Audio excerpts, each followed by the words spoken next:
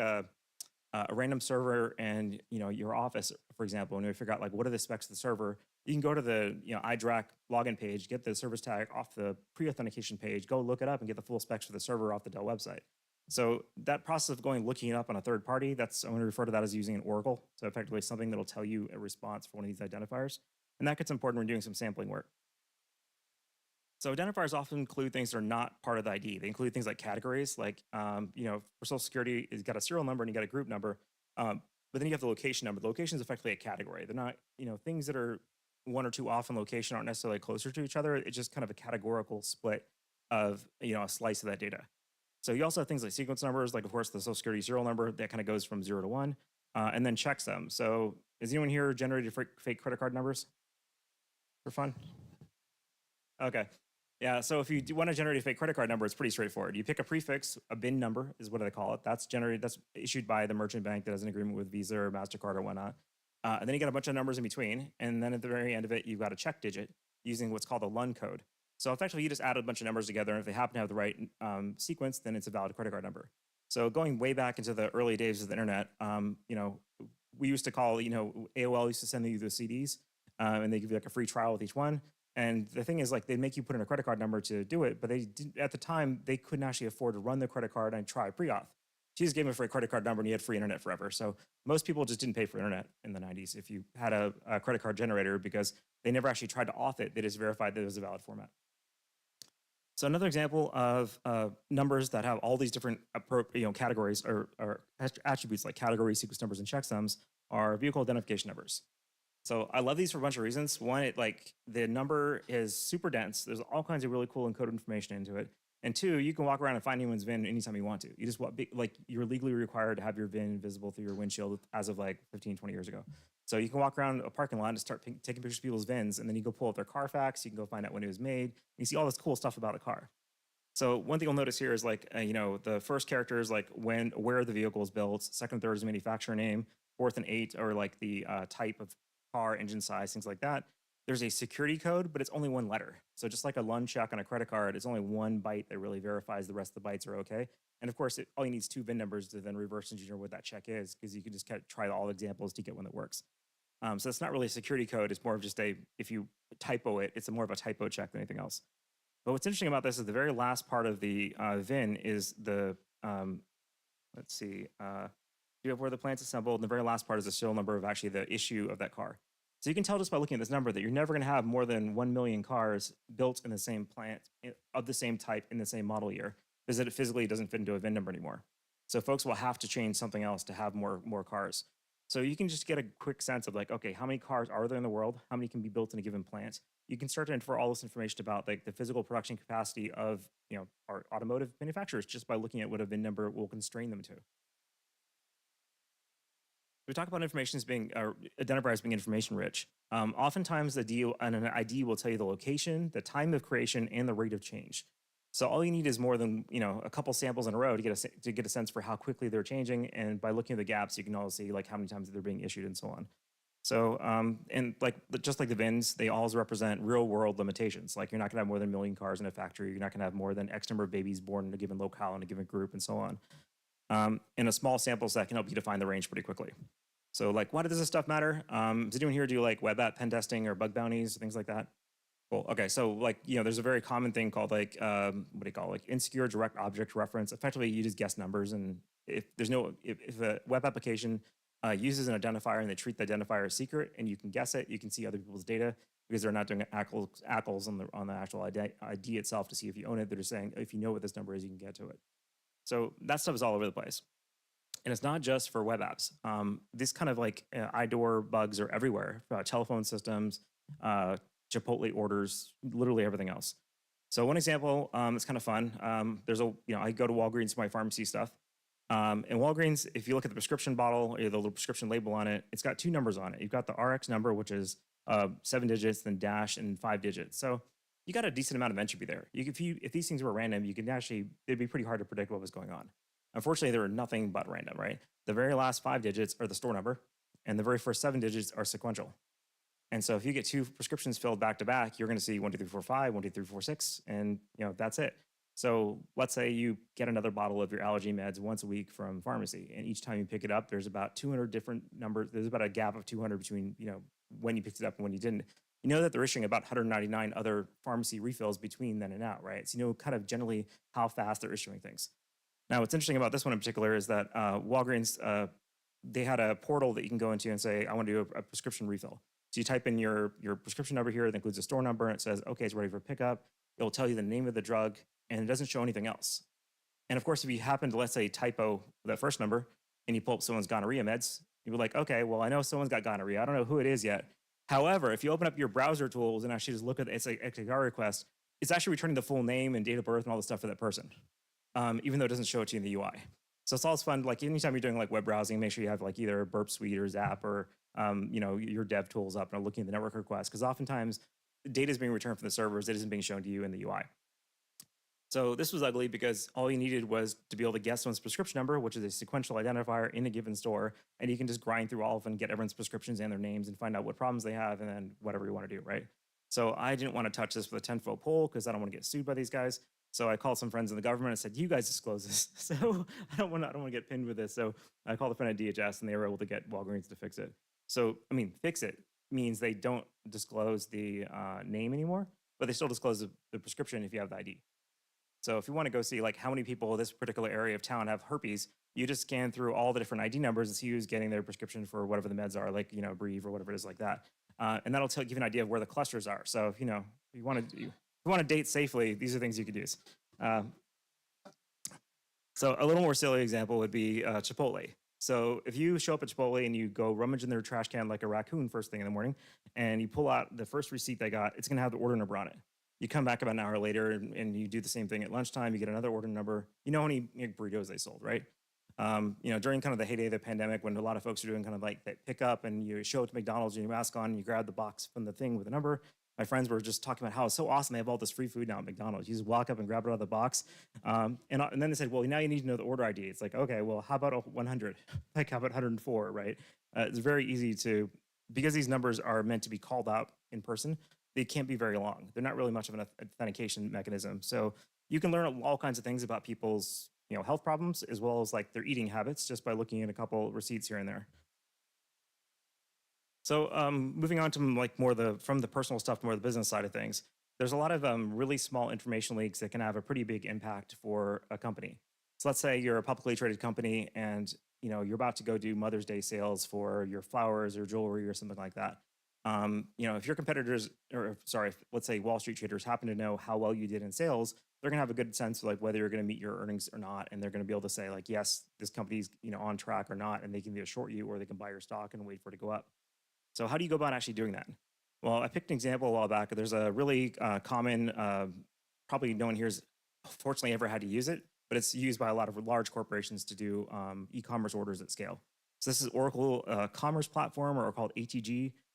There's a user ID cookie it gives you when you register for a new account that's sequential. And it's sequential globally. Even in a cluster, it'll have a little bit of winnowing around it. But effectively, if you go to somebigflowershop.com and you register for user ID, you get an ID number, you come back, do it again the next week, et cetera. You know how many users have been registering for flowers in that period of time. The same thing works with order IDs, card IDs, things like that. So in this case, we went through and just graphed it all. We went and just like sampled, or I say me, I went and basically sampled all these ID numbers from 3 big publicly traded companies, looked at the frequency of increase, looked at how it lined up with a particular holiday, and said, okay, these folks are actually selling a lot more here and not selling there. This line here for Couch Shop, this actually spiked up when this company started taking Bitcoin for purchases. They got a big spike in traffic and new orders coming up like that. And this is logarithmic, so the numbers are a little more extreme than this, but it's kind of neat. So I didn't actually trade on this information. I didn't go like, make any money, but it was kind of cool to like wait for the earnings calls, look at the numbers, look at the report, watch the stock go up and down based on actual performance that you can measure yourself through just an open source information leak. So these stuff is always fun. Obviously, there's lots more security applications of this, like bypassing session authentication, breaking into stuff. But I love the information leak just because they tell you so much with so little.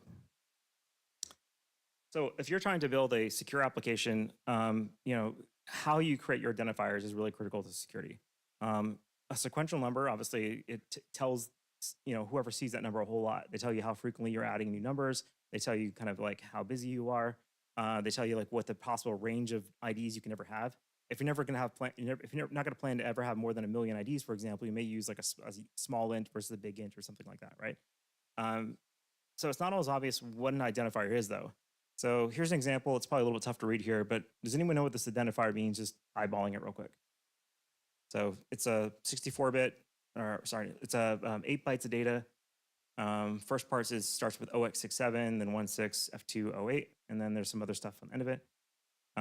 So it could be anything, right? But one thing that's common, especially the web applications, is Unix timestamps. So if you look at like how many seconds have passed since the Unix epoch, like 1969, then you basically take the first 32 bits of this, convert that to a timestamp, look up the timestamp, and this actually encodes October 21st, 7 o'clock, 30 minutes. So this stuff is all over the place. Anytime you see a number like that, you really start to get a kind of a smell for it. You start seeing any number that looks like 172, 18, whatever, depending on the time of the year. You start memorizing the prefixes of Unix timestamps because you see them everywhere. And whenever you get a timestamp, it's great. You know exactly when it was issued. You say, okay, if you see a timestamp that's a month old in your session cookie, you know that that session is good for at least a month. So things like that. You start seeing these things everywhere when you start looking for it. So here's an example that's a little bit tougher. It's a UID, which is these kind of big 120-bit identifiers. Normally there's a version number, which would be in that third number set here, but right now it says it's 8. And UID v8, while it exists, it's like nobody uses it yet. So what is this thing? It looks like a UID, but it's not quite a UID. Well, ends up there's a weird variant that only SQL Server uses, Microsoft SQL Server, where they take your normal UID v4 and they bit frog it a little bit and move some bytes around. So if you flip the bytes back around again, now you know it's actually UID v4. In older versions of SQL Server, you can get UID v1s. And that goes on to this example. So here's another UID. Does anyone see a problem with this ID offhand? Like, what information would this ID tell you just by eyeballing it?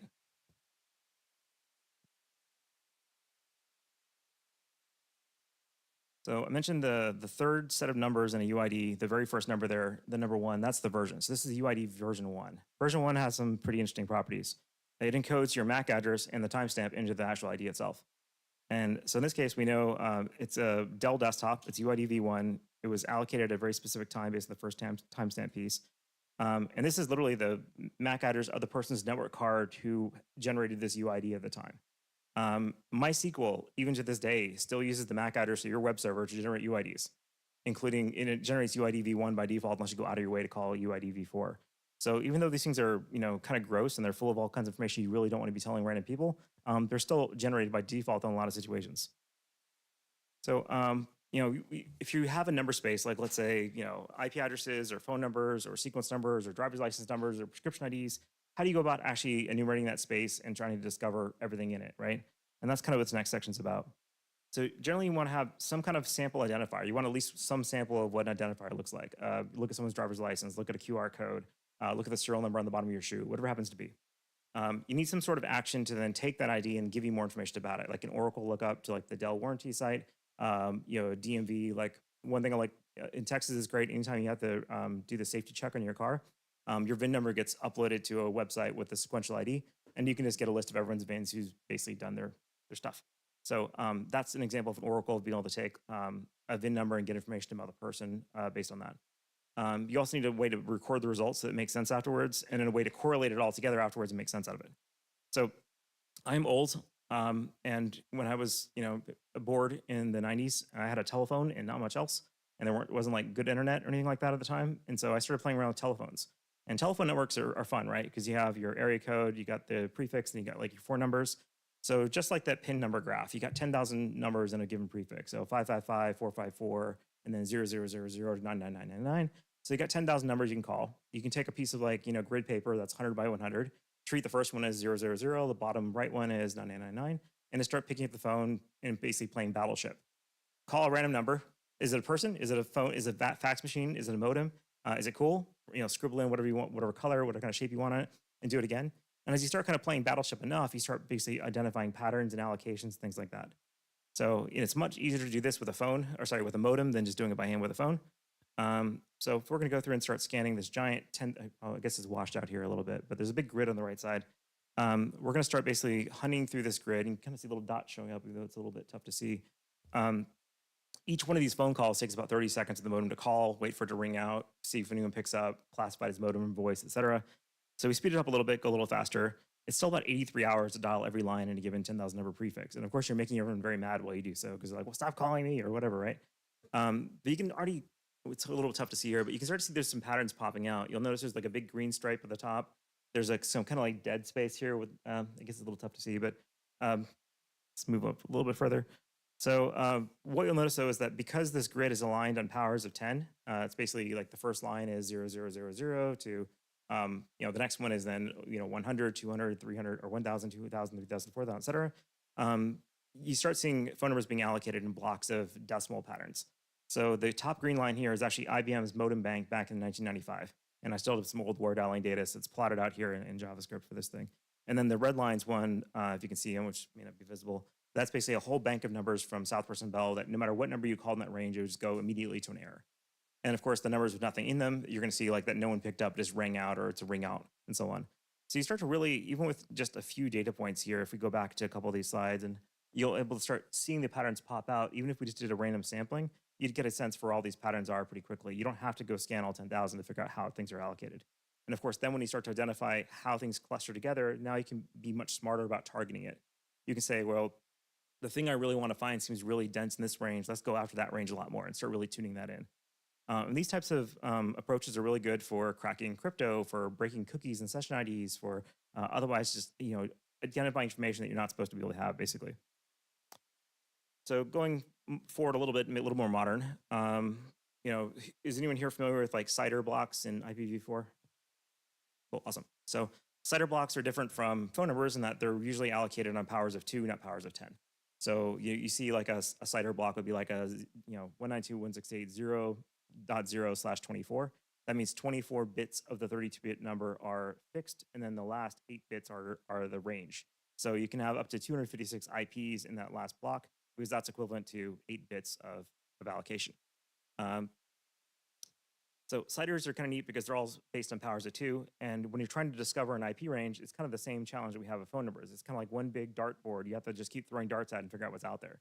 And sometimes you can sweep through and find stuff. Sometimes you can't. Sometimes you have to be able to just make good guesses. And there's also things like oracles for IP, like which DNS, resolve a DNS name or otherwise find an IP address that's been published someplace. So in this case, we're going to use a markdown file. We're just going to create a big mermaid.js graph with all the different blocks of 000 to 255. And we're just going to run like nmap with like a ping command real quick. So one thing you'll notice right away after pinging this network is that you've got some pretty clear patterns again. Your .1 address up here is the router for the network. You've got a big group of numbers that are sequential here, another block in the middle, another block down the bottom right. Now, if we do a little more digging and you tell nmap to maybe go do full OS fingerprinting and all that fun stuff, we can start to classify what these things actually are. So the .1 could be the router, the green ones could be switches, the red ones could be servers, the purple ones on the bottom could be cameras. And now you start getting a really good view for how the system administrator or network admin team has been allocating their IP ranges. You know that all the good stuff's going to be in the top. Like all your servers, all your file servers usually are going to be allocated up there in that top range just by looking at this. You're also going to see that most of your endpoints are going to be in the middle, and that's probably because the DHP range starts at like 128 in this case. And then on the bottom right, you see some cameras, some other IoT stuff. So just like quickly eyeballing this, you can get a good sense for like, if I want to go find more servers, here's where I look for this particular organization.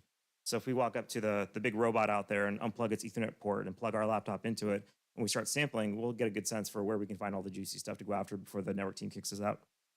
So what's fun about this stuff is you take that same approach of looking at a like /24 or 256 IPs, and you blow that up to a /16, which is 65536 IPs.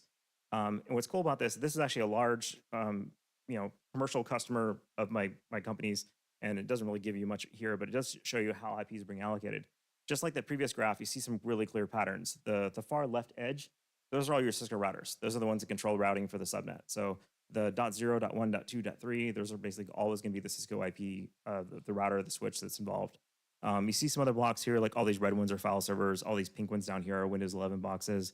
The ones down the bottom right are your out-of-band management tools. So as you start kind of colorizing things based on what types are, you start getting a really good understanding of how the admins have allocated the network and where you go hunt for the good stuff, basically. Now, taking an approach a little bit further out, let's say we zoom out and look at a big chunk of the internet. So this is a subnet in Belarus, and it's a big broadband network subnet. So we just went and scanned like whole /8, basically like 16 million IPs and mapped them all out. Now, one thing, if you look at a single row, now keep in mind this is powers of 2, so the far left side is .0, the far right side is .255. You'll also notice that the left edge has these little blue dots on it. Those are also Cisco routers. So it doesn't matter whether you're internal or external. You typically are going to have all your routing infrastructure in the first couple octets of your given subnet if using /24s. What's also interesting here though is because it's a public subnet and IP addresses are actually expensive and hard to get if you're not in the U.S. I think the U.S. has something like 10 IPs per capita, where a lot of countries in APAC basically have like 0.1 and they have to go through like CGNAT and things like that. So because the IPs have to be allocated so densely, you start to notice a really odd pattern here. Does anyone see it offhand? Yes, sir. Yeah, I was saying it's diagonal striping pattern. Like, why would IPs be diagonal? Like, what would cause an IP subnet to allocate IPs in that weird staggered pattern? And that's kind of the mystery. So it looks like the ISP in question, they start basically sliding their DHCP start ranges out a little bit. So every subnet slides out slightly forward, and you get this really neat kind of diagonal pattern that you wouldn't see if you looked at just a single subnet. So we put this thing into a grid of just 255, you wouldn't see any of this stuff. But once you start zooming out far enough, you start to see all the patterns. So this approach works for everything. Everything from like you want to go walk around here and grab everyone's driver's license number and put it in a big grid. You also start seeing some patterns, right? Same thing with your Dell laptops, your sequence numbers, et cetera. So it's kind of fun to cluster this stuff. I'm going to pick on this graph a little bit. This is one I did way back in the day, but anytime anyone shows you a like heat map of the world with anything related to network traffic, just laugh at them. Like, it's just a population graph. No matter what they're showing you, it's a population graph. It's always population graph. So in this case, this is the number of IPs that responded in a given locale. But again, it maps almost directly one-to-one to the population. There's another way to visualize IP addresses that are different from kind of what we just showed there with the big grid. And this is Hilbert curves. Has anyone used Hilbert curves before on the math side? Okay, so the idea behind a Hilbert curve is that instead of putting everything into a big grid where it's like 0, 1, 2, 3, 4, 5, 6, 7, we actually try to cluster them so that all the numbers are as close to their peers as they can be. So you'll have 0, 1, 2, 3, 4, 6, 7, 8, kind of a little curly Q spiral, and then you move out to the next little spiral and so on. So the idea is that you want all IPs that are near each other logically to actually be near each other in the same compact square-like space. So there's lots of cool tools for generating Hilbert curves, but they're really useful for IP address mapping because it fits really well with how IPs actually get allocated in the real world. So this is a map on the far left side of this graph. This is the entire IPv4 internet as of 2015 or so. You can see the top right, there's a bunch of reserve space that's not being used, and then it's kind of hit or miss. Like, some subnets are really dense, some are not very dense. On the right side, we've blown it up a little bit, and if you dig into it, that little red dot, as we start really drilling into it, the reason why all that is bright red is because every single IP in that subnet responds to voice over IP SIP protocol.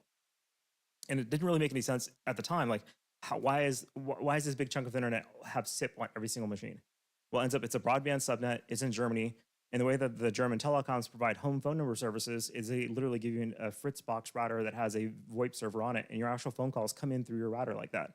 So it's a really kind of interesting case where one of the few ISPs in the world deployed VoIP to the home for all their broadband users, and it's visible on the internet. And as a result, shows this super dense kind of red plot. So the neat thing about IPv4 these days, though, is it's so full, you can almost like, you have to basically hunt to find an IP that's not in use. So of the 4.3 billion possible IPs in like IPv4, it's a 32-bit number. 3.7 billion of that is routable. 2.5 billion is actually allocated, but 774 million of those are actually already in a website called Shodan. So you can basically just, there's about, I think, a 21% chance of any IP already being in Shodan. And if you just open up a command prompt on your machine right now and just type ping and pick any random IP that's allocated, you've got a 17% chance getting a reply. So if you're playing D&D and you don't have any dice, you can just open up a command prompt, guess 4 numbers, and use that to like roll your characters and stuff. So that's a neat source of RNG. As long as you know what the odds look like, you can use it for almost anything you want. So, but the crazy thing is, like, we used to go from the internet being this like super, murky place where no one had any idea how anything was connected, and it was just kind of like no man's land and chaos, to now being a tiny little fishbowl where every threat actor is being monitored by like 30 different companies, and everyone's monitoring each other's traffic, everyone's scanning everything all the time. And IPv4 just became really, really tiny from the perspective of visibility, mostly because computers became cheap. It became a lot cheaper to track all this data. Now we go the other direction. Does anyone here use IPv6 in their home network intentionally? Okay. So the great thing is, everybody here, if you have a phone, you already have at least 1 and probably 5 IPv6 addresses operating right now with you. IPv6 is on by default for every modern OS, but no one ever really thinks about it because you don't manually type it in generally. It's usually all auto-allocated.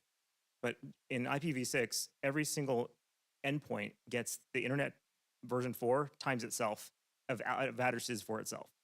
So, if, let's say you want to scan all of IPv4, you'd send, naively 4 billion packets. You'd have to do 4 billion squared packets just to be able to get a response. Sorry, so 4 billion, is that right? Yeah, 4 billion squared packets just to get a response from a single host in IPv6. So you're not going to be able to like hunt for IPv6 addresses by doing sequential scanning because they're so far apart and they're all basically so sparse in the space. So this graph is also a Hilbert graph, but it starts off with here's all of v6 allocated. Then you drill into like the part, that tiny, tiny little dot group in the middle side there on the very top left that looks like dust. You scroll all the way into that one and zoom super far in. That's actually the only allocated ranges. So it's a microscopic portion of this massive universe of IP space that's being allocated. So, if you are using IPv6, basically you are here. And if you're trying to find it, you're starting off looking at that and good luck, right? Like it's really hard to discover a particular IP in an IPv6 range because the numbers are so big and they're allocated fairly randomly. Now that said, if you're on local Wi-Fi here and you want to play along, open a command shell, and if you're on Mac OS, you can type ping6 ffo2 : %, and the name of your Wi-Fi adapter, which is probably like EN0. And if you're on Linux, you'd pick ETH0 or whatever your thing is, ENS340 or whatever you use. If you're on Windows, you just type the ping command, and then it'd be like ffo2 : %1, I think.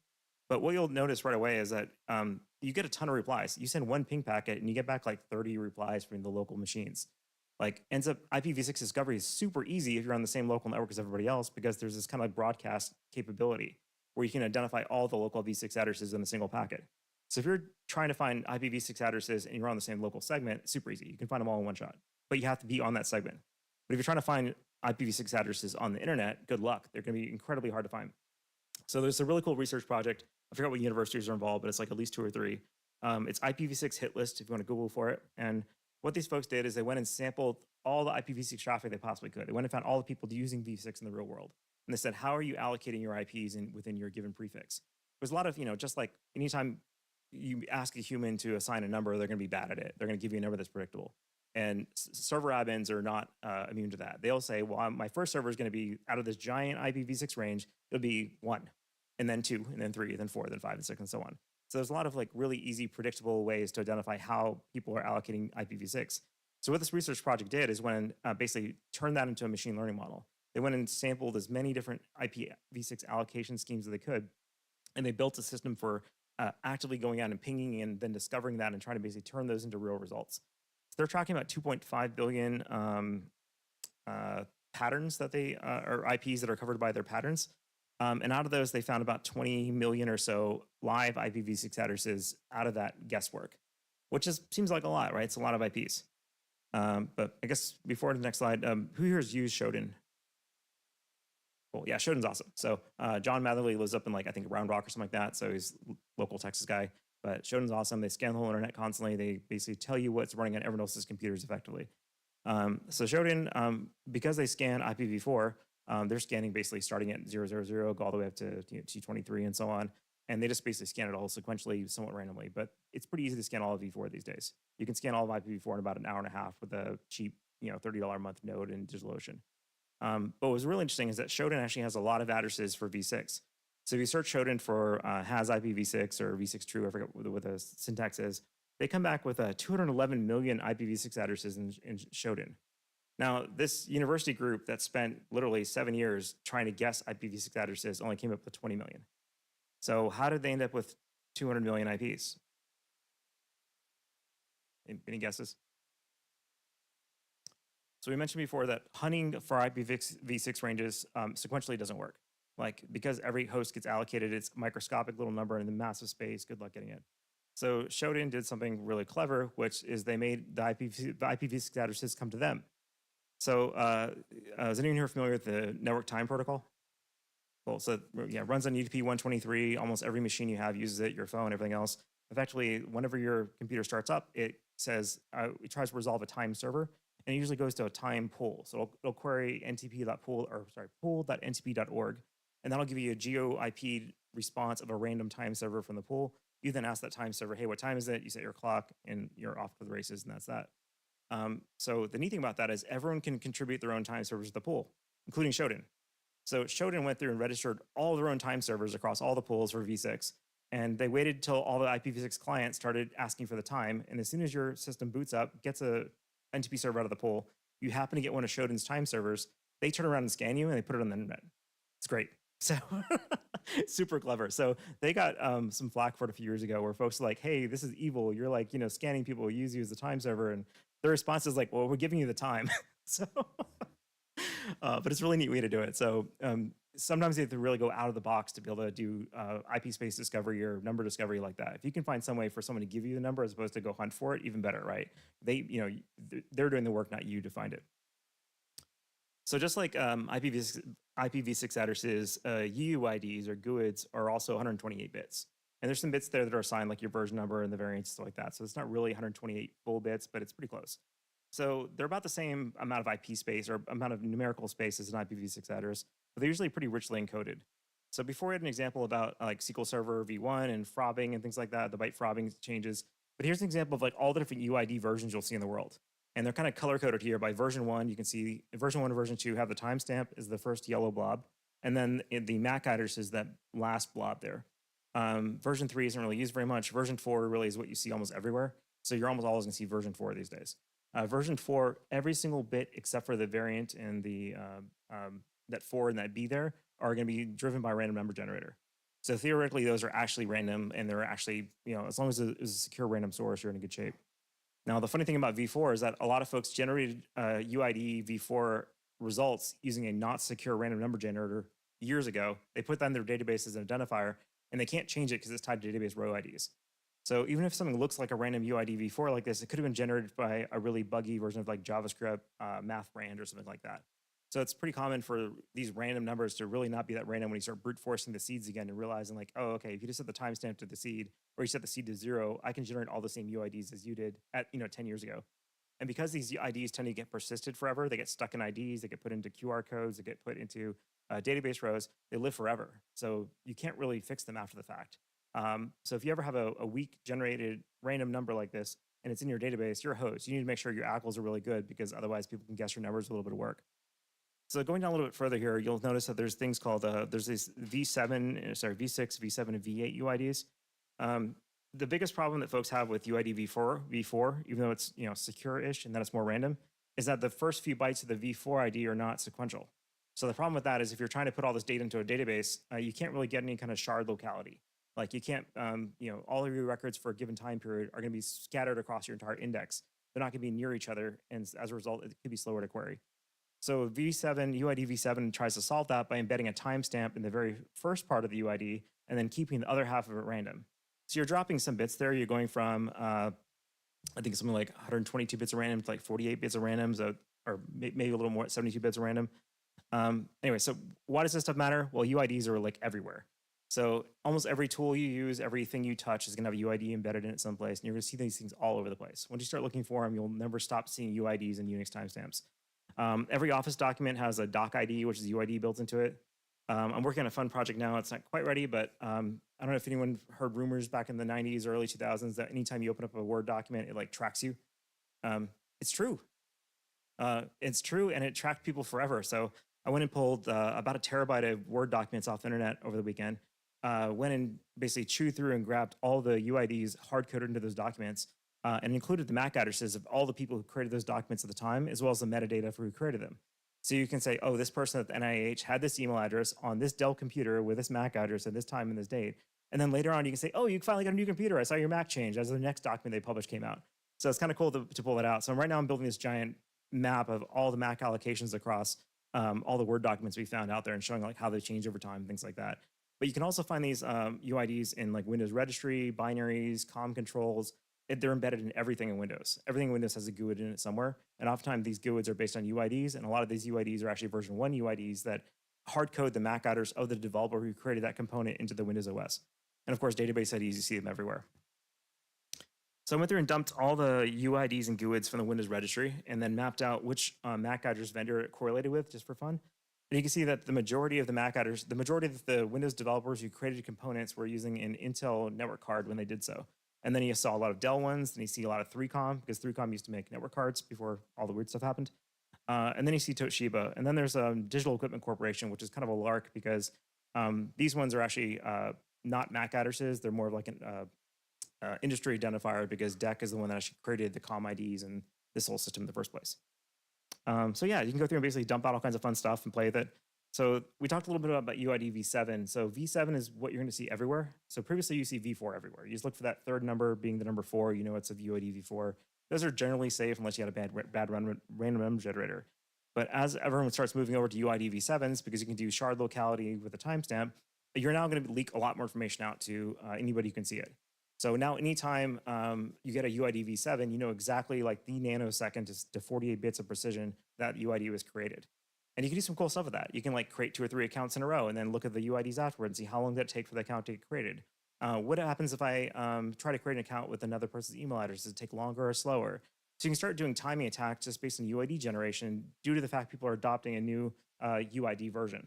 So that's just an example of some fun stuff you can do with it. So MAC addresses are fun. A lot of folks probably realize that your MAC address has 3 bytes usually indicates your vendor, but it really depends on the prefix. There's a lot of different prefixes now. You can get a small, medium, or large. A large one costs lots more money. It's 3 bytes, and you get basically 24 bits of space, or 16.7 million max you can generate with that prefix. You can get a medium one where it kind of gives you like half a byte more or half a byte less for a little bit less money. And then you have these ones down here that give you like 4,096 allocations in the small. These are much cheaper to get. So there's only about 53,000 vendor prefixes currently registered for MAC addresses. And everything has a MAC, right? So your iPhone has a MAC address for its Wi-Fi card and for its Bluetooth. And a lot of folks, will rely on the fact that their iPhone will turn on privacy MAC addresses by default.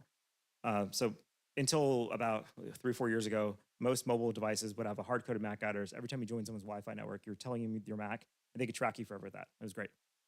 So Apple decided that was bad, and so they started pushing for privacy MACs, which means that you actually randomize your MAC address every so often, and then when your phone joins the network, you use that random MAC for a bit, then does another one. And that drives out your network team crazy because they don't know who's who anymore because the MACs are always changing. So there's a couple caveats to that. So if you're joining a network that an attacker controls, the attacker can actually turn off MAC randomization in the Wi-Fi access point information element beacons. So if you're operating a malicious access point and you want to get someone's real MAC address, you just say, give me your real MAC address, and that's that. Another neat thing you can do with iOS is that oftentimes, even though the Wi-Fi MAC is being randomized, the Bluetooth MAC is not. So if you do a Bluetooth sniffer to look for the connection between someone's earbuds and their phone, you get the Bluetooth MAC. But now you also know the Wi-Fi MAC is always Bluetooth MAC +1. So you can basically infer it that way too. So Macs are a lot of fun. One thing that's really cool about Macs is that anytime a vendor produces a piece of equipment that has a Wi-Fi card, a Bluetooth, Ethernet card, whatever, they have to allocate a MAC address to it, and the MAC should probably be unique. And because we were running out of MAC prefixes, people have run through all the ranges they have to go buy new ones on the fly. So each time Amazon creates a new doodad that takes your voice and produces toilet paper or whatever, it'll basically has a MAC address baked into it, and they have to go buy a MAC range to do so. And each time they buy another range, that range gets allocated, and that allocation becomes public. And now you know when those devices were manufactured based on when that MAC prefix was allocated. So if we see a MAC range that was only allocated 2 weeks ago and it's in this room, like someone's bougie and just bought a new phone, right? Or they just bought some new device. So you generally get a sense for how old something is just based on what MAC prefix it has and how old it is by looking for the allocation date. So in this case, I run a pet project called Mac Ages that tracks all this stuff. So you can go to GitHub and grab it. And this has like the entire Mac address database going back into the beginning of time, scraped out of the old Wireshark logs or Ethereal logs, IEEE. We mirror the IEEE website every day and keep track of all the changes. So you can use this to do a CSV lookup and say, okay, based on this Mac, I know how old this machine is. So this Mac here is like 302040B. It corresponds to Huawei device being generated on October 23rd. So let's say you're a state government official and you happen to see a Huawei Mac on your network. Well, you have a problem. Because one, it's prohibited, the Section 899 NDAA, some of the state laws basically all say you cannot have Huawei, ZTE, Dahua, High-K Vision equipment on your government networks anymore. But if you realize that that device was manufactured in the last month, you've got an even bigger problem, which is that someone should have known better, and someone bought a new device and put it on your network, as opposed to an old one you haven't basically figured out how to get rid of yet.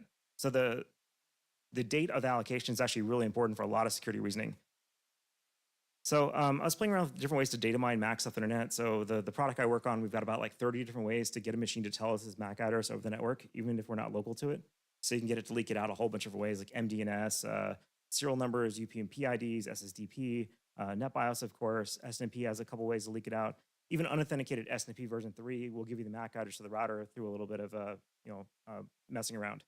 So sometimes like I run a big dark net for fun too. So I have a bunch of IP space that comes into a lab and I just watch all the traffic coming in. And whenever I see cool hacker stuff, like I see a packet coming in, I have no idea what it is.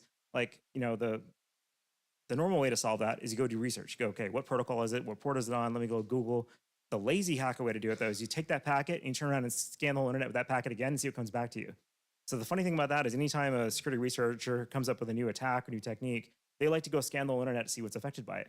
And then I capture their traffic and then I take their packet, then I scan them back with it and I figure out what they're looking for. And then I basically have a copy of the research before they publish it.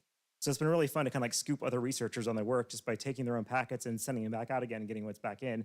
So this is an example of how that happened. There's this weird packet that was like search star HTTP 1.1 device discovery protocol. And it's a UDP packet, but it looks like HTTP, but it wasn't UPnP SSDP. And it was coming in on ports 987 and 9302. Does anyone here offhand know what those two ports or this particular protocol is? It's still pretty obscure. There's only, I think Home Assistant is probably the only product I know of that actually implements the protocol. Ends up, it's PlayStations. So people's PlayStations are, you can scan them and they'll come back. And PlayStation 4 is one port, PlayStation 5 is a different port. They come back with an ID number, which also happens to be the MAC address. Come back with a name, the protocol version, the system version, the firmware version, all that fun stuff. And that 5C, blah, blah, blah. If we decode that, we can see it's a Sony Interactive Entertainment, manufactured 2021, August 27th. So we know kind of when that PS4 is made as well. So the kind of fun thing about this is you can then say, well, first off, like, why are there so many devices that are responding? Like, people don't intentionally put their PlayStation outside of their firewall. You're not going to be like, oh, I'm going to set up my PlayStation next to my Wi-Fi. You're going to usually put it behind your router or something like that. What's happening, and the same problem that happens with a lot of NVRs, DVRs, file transfer systems, is that they intentionally backdoor themselves. Your PlayStation will tell your router, please open a hole to the internet and let it in. So your PlayStation is actually intentionally opening a hole in the firewall to allow this discovery traffic to come inbound, because that's how it does like a lot of like the multiplayer games and co-op stuff. So even though no one intentionally exposed their PS4s and PS5 to the internet, everyone does anyways. And so we thought it'd be fun to go scan all of them. And one of the cool things you get back is the title currently being played on the PlayStation. So for a few weeks, I was just like scanning all the subnets in Japan, trying to figure out like what are people playing on the PlayStation at that particular moment, and then graphing it out. So funny enough, like people buy these big fancy PlayStations just to watch YouTube. That's the most popular application that people put on their PlayStation. And second one is Netflix. So video games are pretty far down there. And then games, of course, you got Call of Duty, Fortnite, Prime Video, another streaming, of course. And you start getting some of the ones I didn't translate down here at the bottom. And you start seeing some pretty neat ones at the bottom. You start seeing titles that haven't been released yet. So they're a developer of the game testing out an actual dev build. But yeah, you can also see a pretty long tail of firmware versions where people just haven't upgraded their system firmware in a long time. So yeah, if you have a Home Assistant, there's actually a PS4 and PS5 plugin that now will turn it on and play titles and stuff, but it uses the same protocol, which is kind of cool. So that's actually my talk. I'm happy to take questions, but kind of the quick summary is, short identifiers are everywhere and they're full of all kinds of delicious information because people don't want to spit out long numbers. But when you do assign a really big number to something, that makes it really easy to uniquely track it. So the longer the number is, the more data you get, the more uniquely that particular fingerprint is. And there's fun data everywhere, so keep your eyes peeled. And thank you. I'll do questions right after.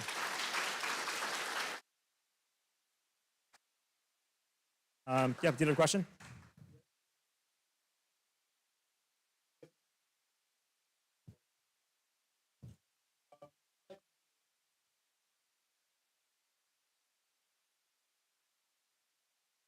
Yeah, definitely turn off UPnP on any work firewalls, no matter what. So it's not really common for corporate networks, but it is really common for residential. And oftentimes because the customer doesn't own the firewall, they're getting whatever the ISP gave them as the firewall, and those have UPnP enabled by default. So they're not doing anything. They're literally plugging in what the ISP gave them, then plugging their PlayStation into it, and then getting backdoored because of how it all works together. So, but you're generally not going to see UPnP in a corporate environment unless someone got really cheap. Any other questions? Awesome. Thank you very much.